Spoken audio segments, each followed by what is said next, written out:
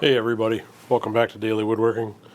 My name's Kim. If you haven't been here before, what I'm going to show you today is how I turn a pizza cutter handle from the blank that I made the other day. So I've got maple burl on both ends and Alumilite urethane in the middle.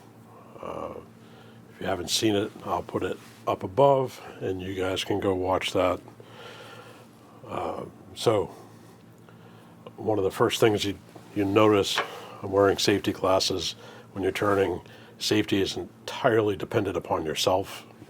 No matter what you see for fools out here like myself on YouTube telling you how to do it, make sure you're taking care of yourself. So I'm wearing a minimum of safety glasses. I'm also going to try to wear a face shield, and I'm hoping that you'll be able to hear me with my mic. If not, then I'll go without it. But really hope that it works. So I'm using my Jet Mini lathe. I'm going to drill it, I'm going to tap it, and then I'm going to put a mandrel on here, and we're going to turn it to the final shape, sand it, do all of that stuff, and hopefully you get something from it.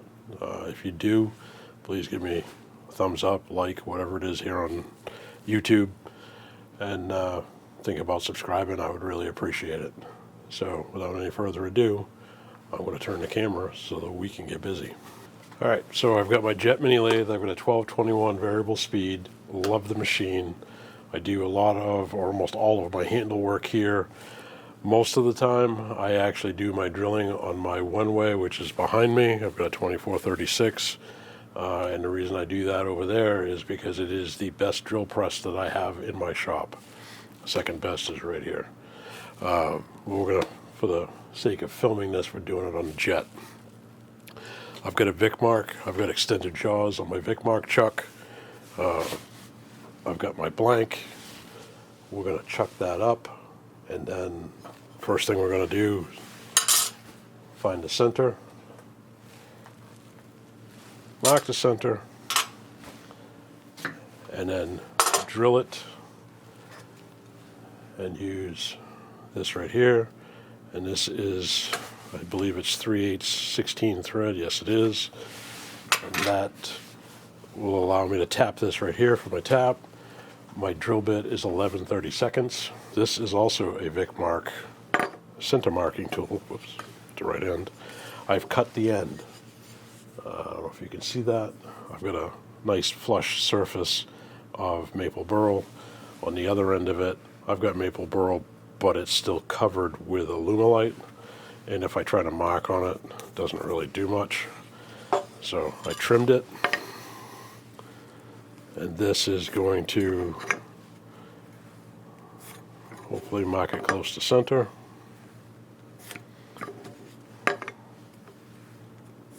And all it does is make a smaller rectangle, or some sort of rectangle. I probably should have removed these horns on the side, but it'll be close enough. So the next thing we bring out is a spring tool. If you're interested in these, this is how I mark my centers, so I can bring the tailstock up for support. Rockler sells them. I'm sure Woodcraft and all of the others sell them. It's a marking tool that's made here in the US. So put your fingers down on the bottom of it. Do not put your fingers on the spring. Pull it up and drop it down, or let it go, and then you've got a center point. So I'm going to put it between centers. I've got it higher this way than this way. Very few times do you actually have a center, a chunk of wood that's actually perfect. So we're going to bring it up.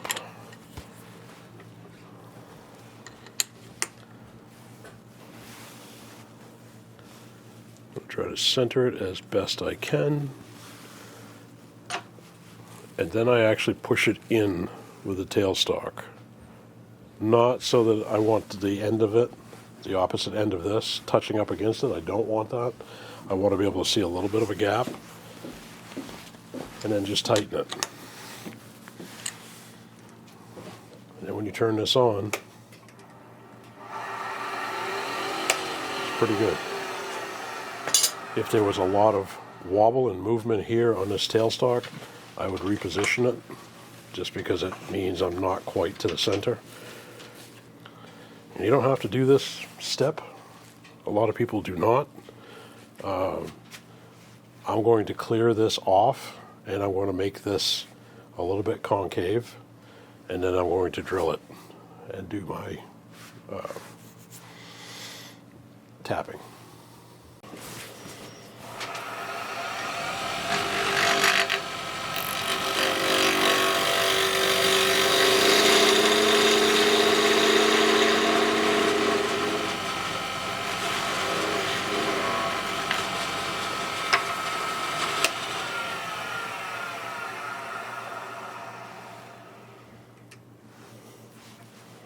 That's slightly concave, so that makes me happy. I don't know if you can hear me or not, but let's hope so. So the next step, clean this off. And the reason you're doing this, the person's going to be able to remove the handle from the pizza cutter mechanism. So you want this to look as good as the rest of it, so don't slack off.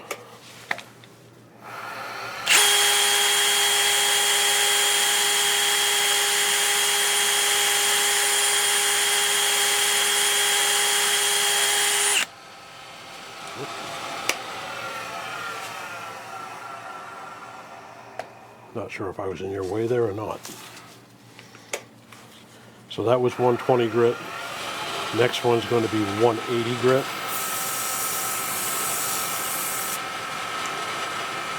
Clear it off with your finger because you don't want any residue left behind. That's 240. This is 320.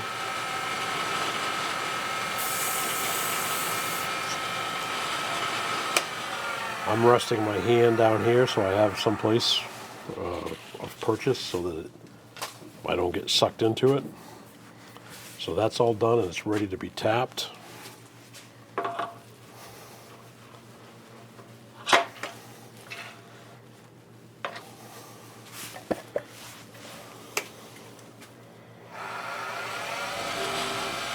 This is marked at 1 and I believe 1 1/4. And now I'm going to take the tap. I'm going to start it by just putting some slight pressure onto it and turning the headstock as soon as I know that it's grabbed in there, because I've stabilized that maple burl. It's a little tougher than the regular maple burl, non-stabilized.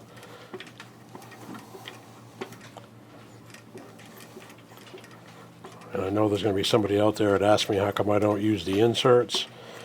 The inserts cost about $1, and I'm trying to make a profit on this, so what little bit of time I spend on this is less than what that insert would cost me. And because this is 1 1/4 or 1 inch on the mechanism,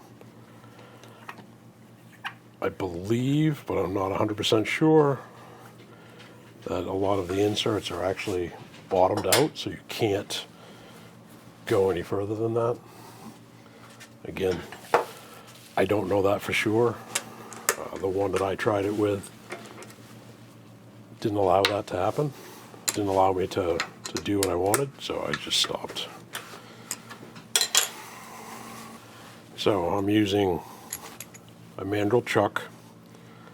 I've got a 3/8 by 16, 3/8 thread, 16 teeth per inch on there with the bushing that's required for the pizza cutter that I use. I don't care whose pizza cutter you use, just make sure that things match up so you don't end up with some really weird, either too shallow or too much wood sticking out of the end or acrylic. This is a 1/8, so it just screws right on.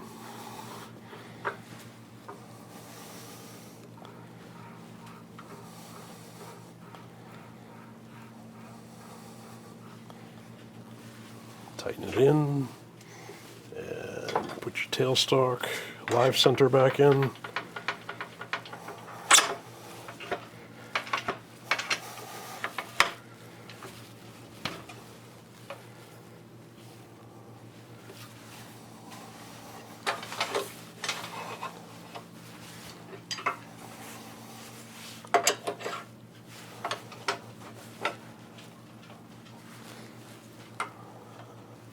You always want to be turning at or just above center of what you're doing. And I could use a regular turning tool like this, using a scraping technique on the edge because of the acrylic. You can rub the bevel if you want. Most of the time, it doesn't work as well as the scraping technique does. But I'm going to go grab a Easy Wood tool, and we're going to use that. I happen to have two Easy Wood tools here that I've purchased. Both of them are bigger than what's needed. This one here is if you can see that.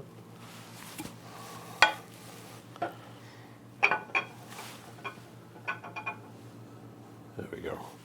So this one is just a regular cutter. I use it in hollowing, especially on the inside. I don't see it says CI0, but I think that's actually the metal. And then this one over here is a smaller one, again used for hollowing, like if I was making a biscuit cutter or something like that to make the final cuts. So again, we're going to be working off the top of this. The way you do this, instead of like a regular turning tool where you've got it at an angle, you're going straight in, and we'll be able to make the cuts with that. I'm using an overhand grip.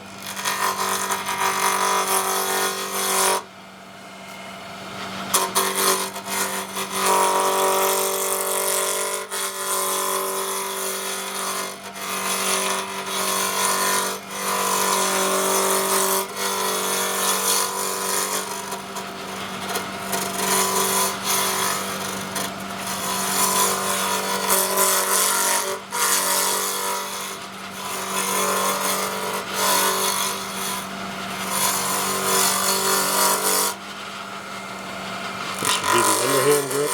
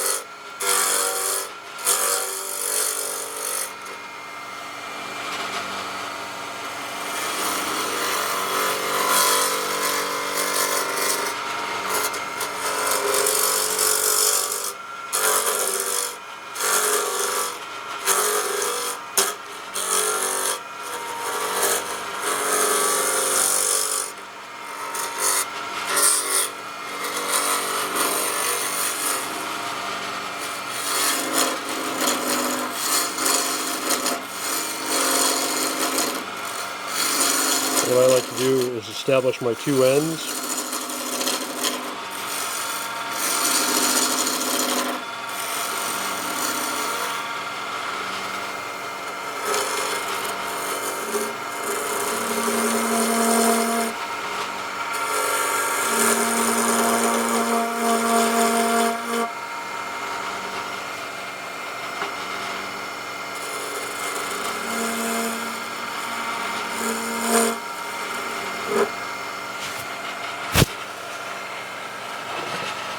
And I'm going to take a regular turning tool because I'm looking for a sharper angle.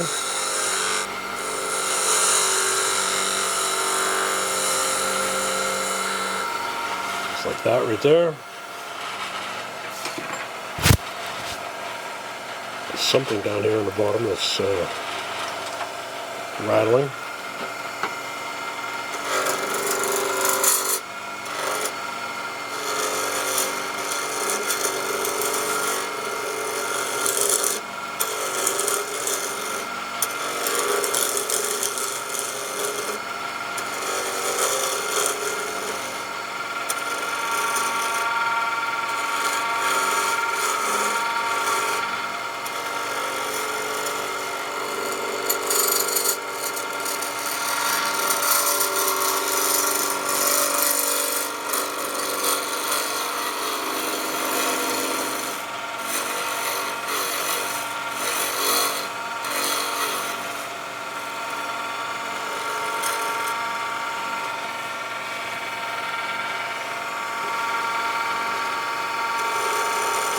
Overall, I'm looking for about 1¼ inch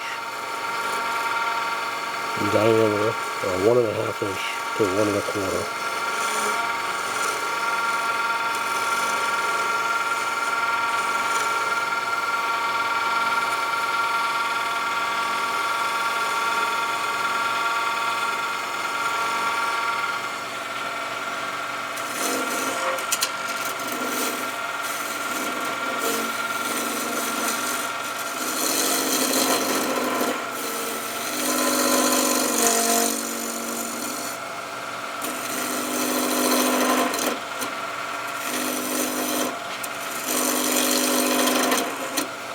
What I'm trying to do there is create a curve on this end.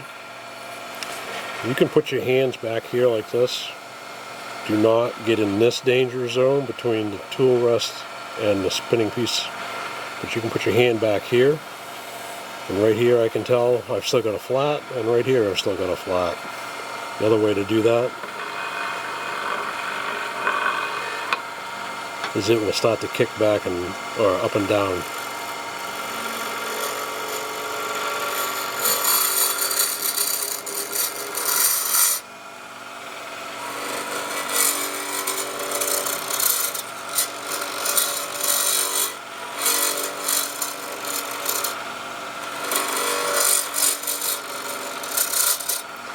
What I want to remind is an area here that the person can hold their thumb so it's not out towards the blade. And this goes down to where the blade will be, where it contacts the blade, so it should be a smooth transition. And then I've got a bump here and another one here, and that allows people of different size hands to be able to grip, which is really important, because usually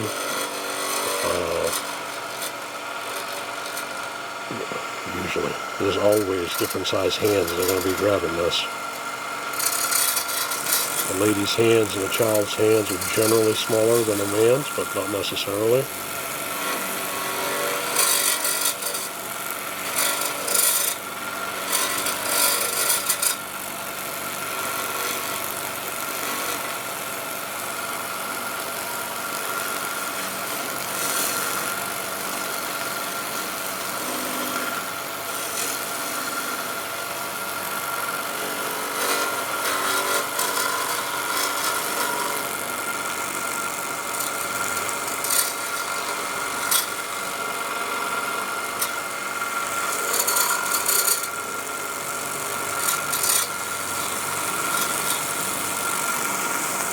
And if you watched the video where I was actually making this handle, I kind of messed up the handle a little bit in the making because I wanted to be able to see more of the burl natural edge on the inside of the handle.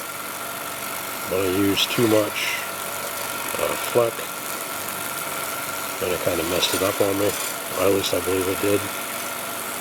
It's still going to be beautiful, just not what I originally envisioned.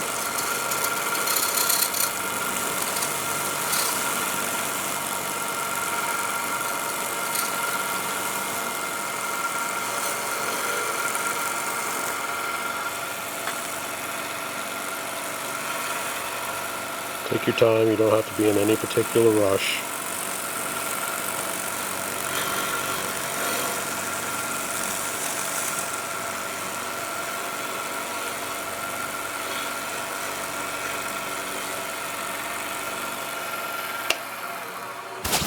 stuff does make a mess.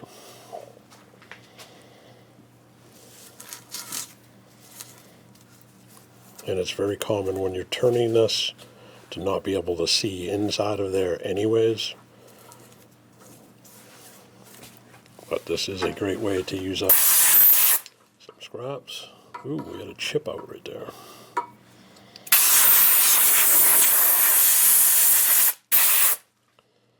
It also looks like we had some water or moisture in there. It wasn't as dry as I thought it was. So that white opaque, I don't know if you can see it, but there's a white opaque piece right there that it chipped out of. That tells me that there was moisture in this end, and it's affecting that.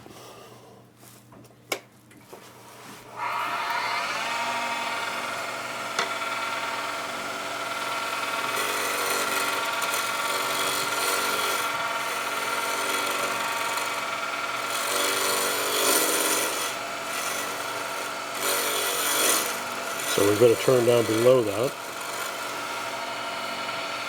Still feel it.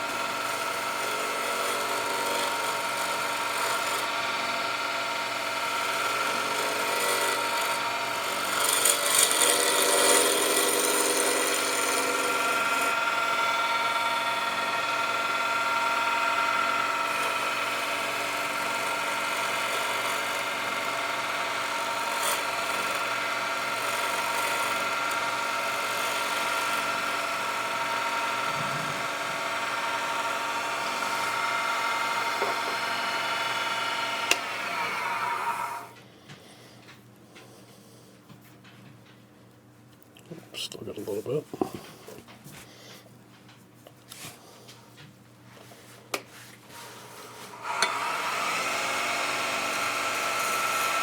What I'm trying to do is get down below where that piece broke out. Same thing I would be trying to do if it was pulled grain. Turn down below where the grain pulled.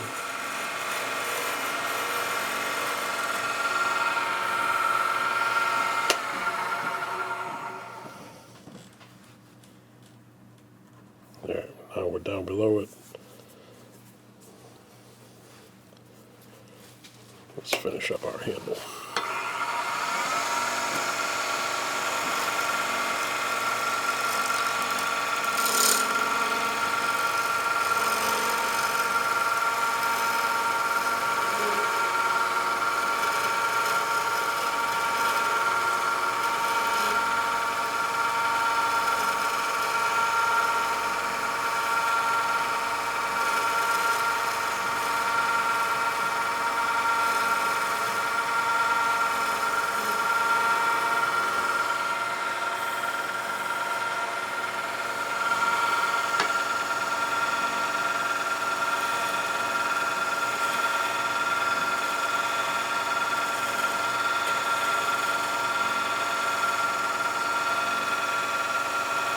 Take feathering cuts.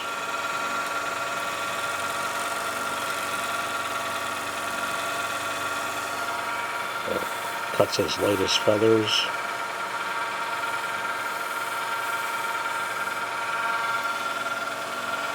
You can't put it back on once you've taken it off.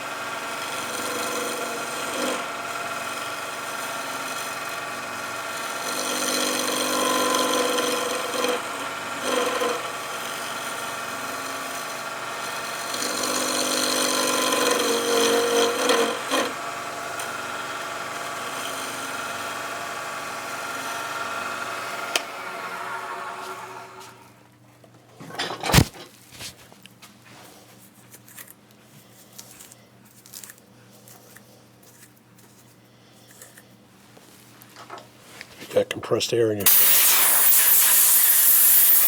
It helps to get rid of all of this.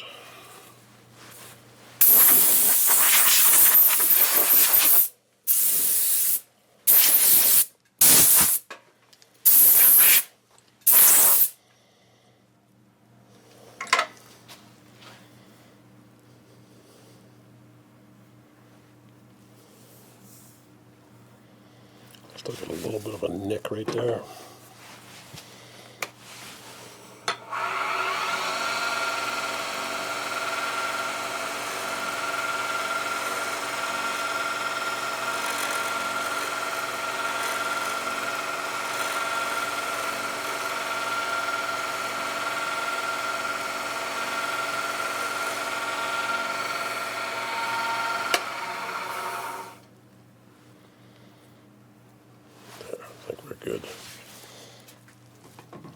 come back in here with a regular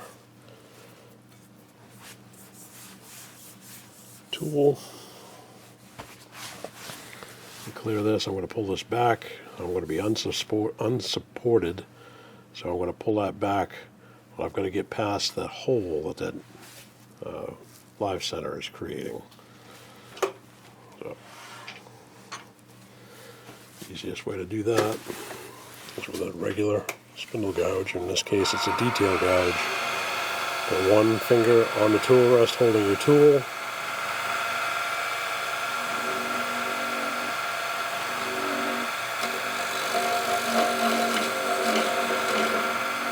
I'm supporting from the back end. I'm not holding this, notice. Just have my fingers in place.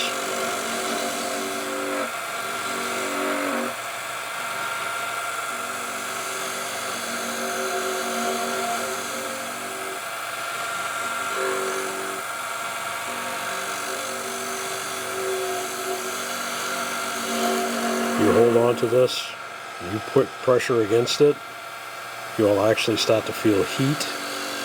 It means you're applying too much pressure.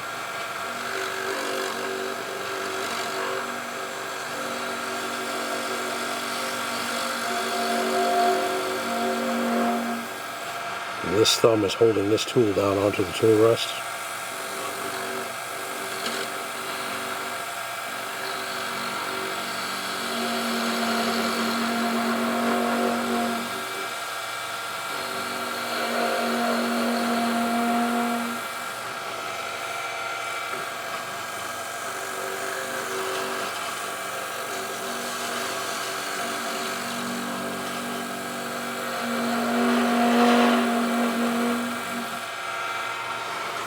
And that vibration sound that you're hearing when I'm cutting with that tool is because I'm so far off the tool rest and so far from the supported end. So the next thing we're going to do is we're going to take 120 grit, turn this back on, and we're going to clean up that end.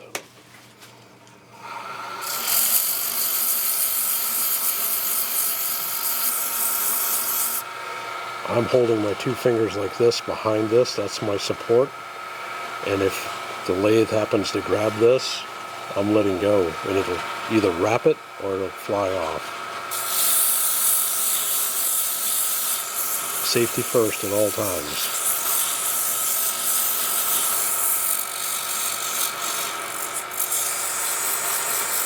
And I come over here.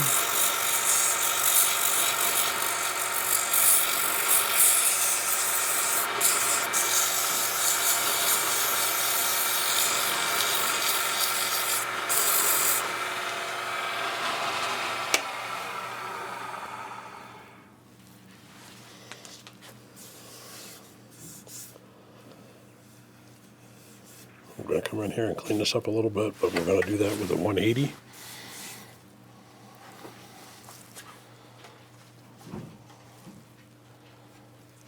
What we're going to go to now is the Abranet.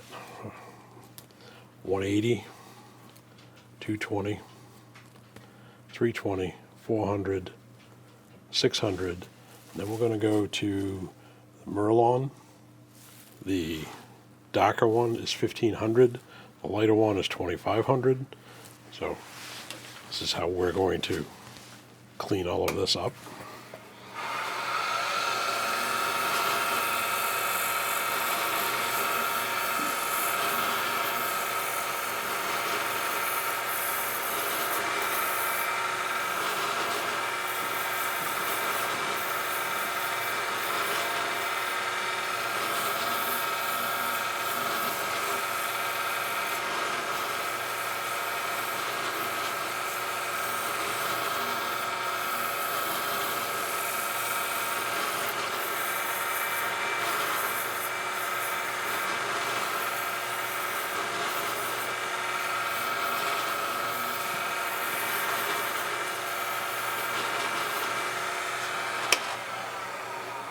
Wish I knew what was down below that was rattling.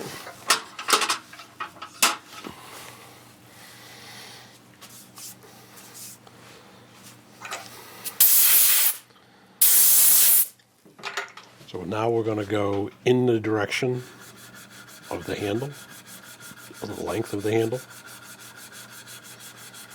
Because we've got, right now we've got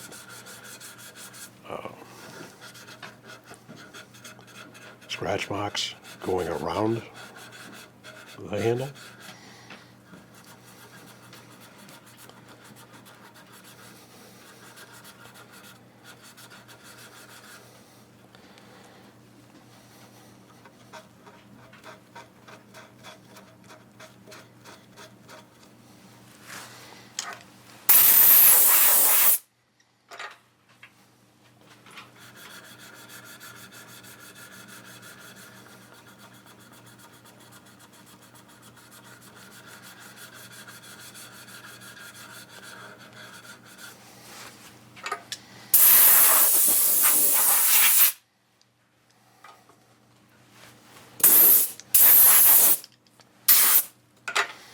Okay, so that's 180 for the Abranet. Let's do 220.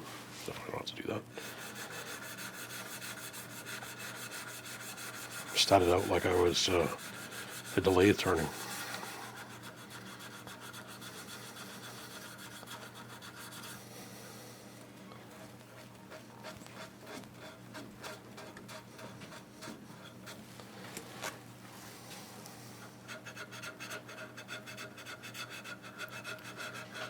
One hand's doing the sanding, the other hand is turning the hand wheel.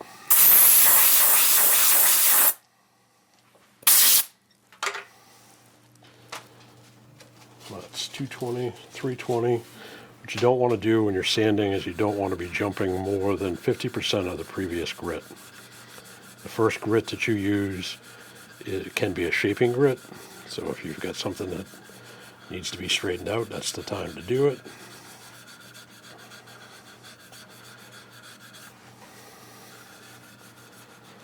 And then after that, no more than 50%, because all you're doing from that point on is taking out scratch marks. If you jump more than 50%, chances are really good you're going to have some scratch marks left behind.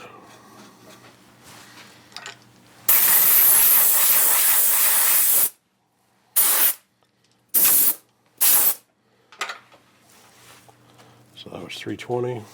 This is 400.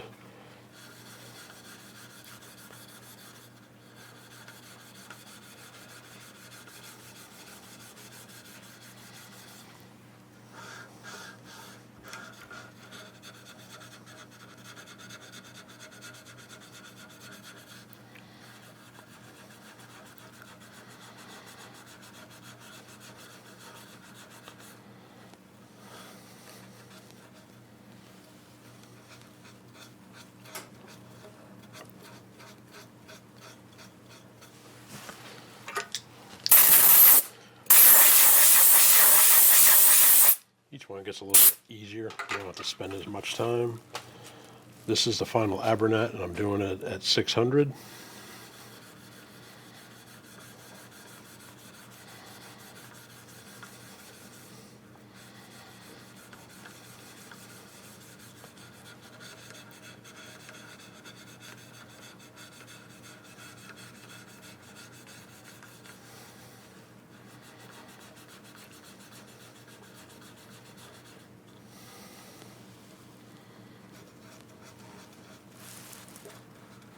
Tell if you guys can see or not.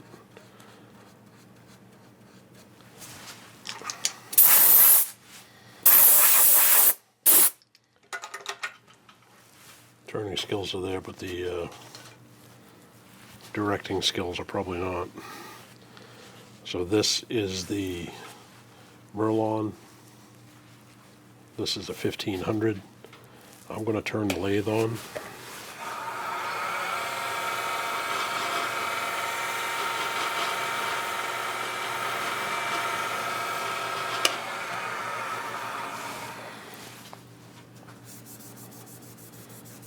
Judging from what I can see, I may have to go back and do all of this all over again.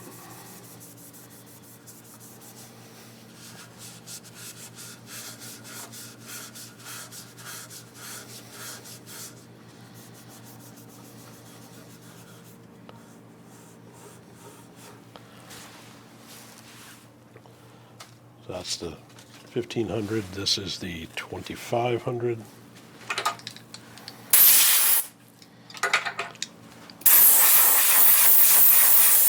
Yes, I'm blowing off in between each and every one, each thing. I don't want any of the grits falling off and staying there and then taking another grit on top of it. I'll end up with gouge mark on there. So once again, I'm going to turn the lathe on.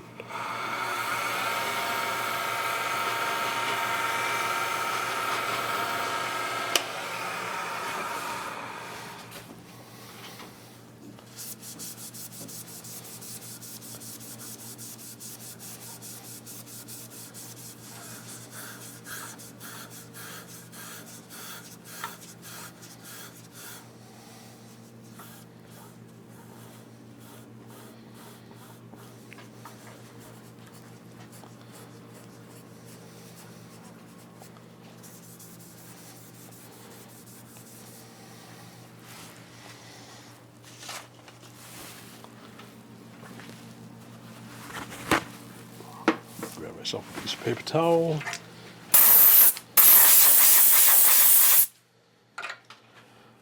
Because that is stabilized wood, I'm not really concerned about it. So I'm going to add some Yorkshire grit right to the wood, which is probably blasphemous in some of your opinions.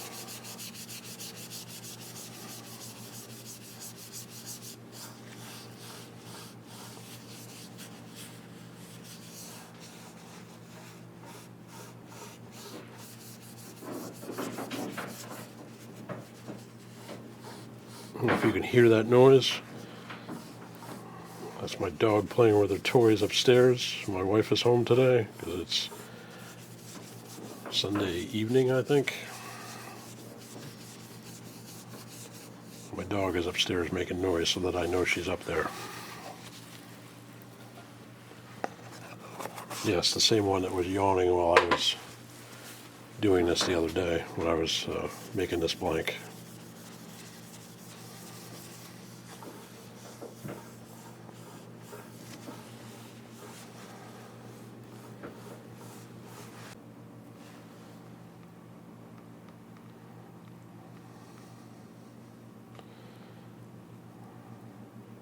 I like the rays that are there that are coming up through, right up in there. And that was all created by Fleck. That area that's right there that you can see, that's the opaque white. That's what is telling me that there was some moisture of some sort there. I don't know what that was because it's a stabilized burl, so it should have been fine. Maybe I spilled something into it. I'm not 100% sure. But now we're going to take this off.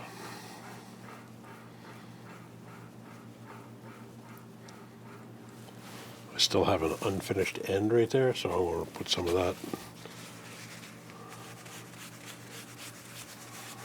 onto that unfinished end.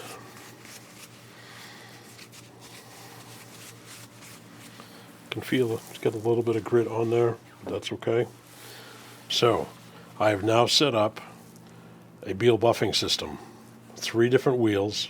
Same thing that I use on all of my handles, whether it's got acrylic on it or not. Triple E wheel, white diamond wheel, Canuba wax. We're going to start here, do the complete handle, move to the white diamond, do the complete handle, move to the Canuba wax, do the complete handle. One of the things I will caution you about is you've got to make sure you've got a pretty good grip on this, because this is moving. So what we're going to end up doing is I'm going to buff the very end of this, and then I'm going to put it on this handle. And this handle has a stud on the end of it that is 3/8, 16 threads per inch, just like everything that I've used so far. So I'm going to give myself more leverage to be able to hold on to the handle. What you don't want to do when you're buffing is work from above, because it's going to try to flip it. Work from too far down, and it's going to try to pull it under because it spins in this direction. So you're going to work right about here, doing the whole thing, And because of the leverage, it's not going to get pulled out of your hand. If you try to do it without that leverage, and you're over here, I've bounced enough things off from the lathe bed to know that I needed more leverage, and that's what this was for. So the very first thing,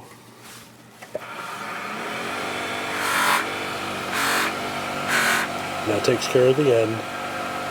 Screw this on.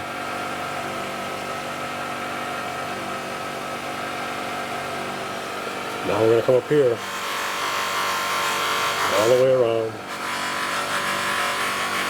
same thing. Then we're going to work lengthwise.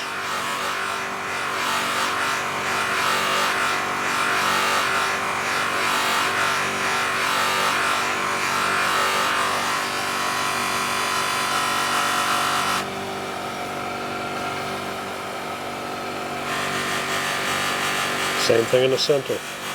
The only thing in the center is you got to worry about where that handle is and where this end is, because you got moving pieces on both sides.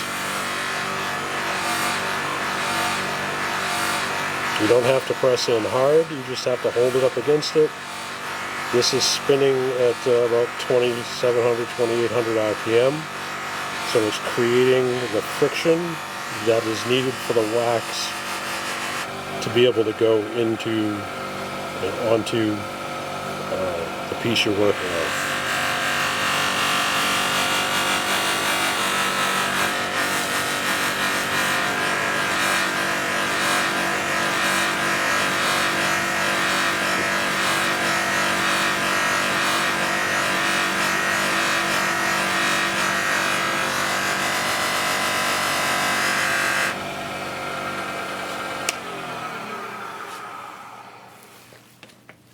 So that's all that's needed to be done on the lathe.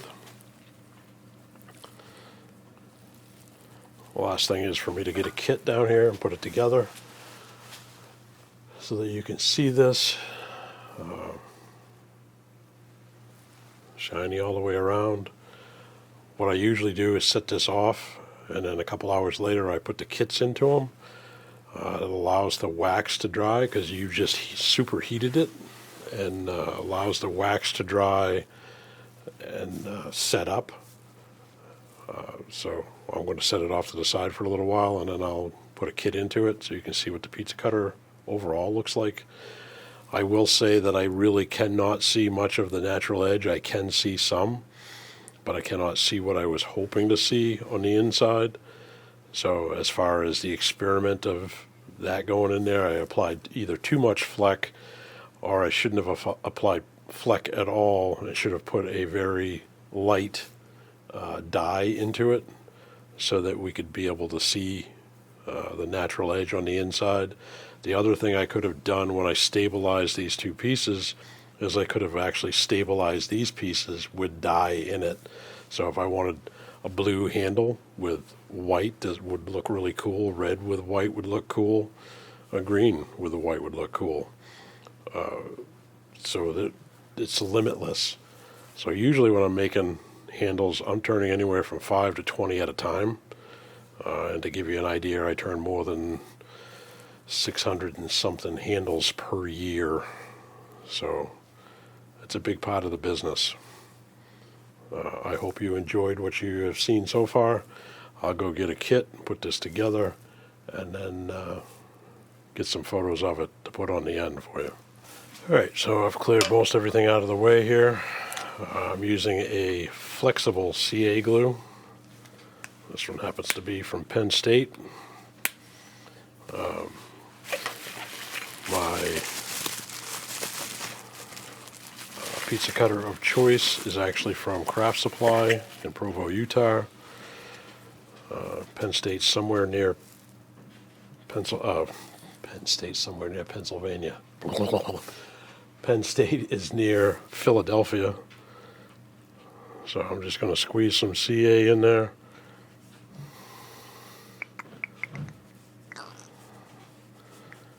Don't drown it. It's one of the things you don't want to have happen is for this stud to go down in. This is a stud right here. If you can see that or not, that's a stud. You don't want it to go down in and then force the CA glue back up around it, because it will adhere the pizza cutter to the top of the handle. Don't ask me how I know that. I've heard rumors.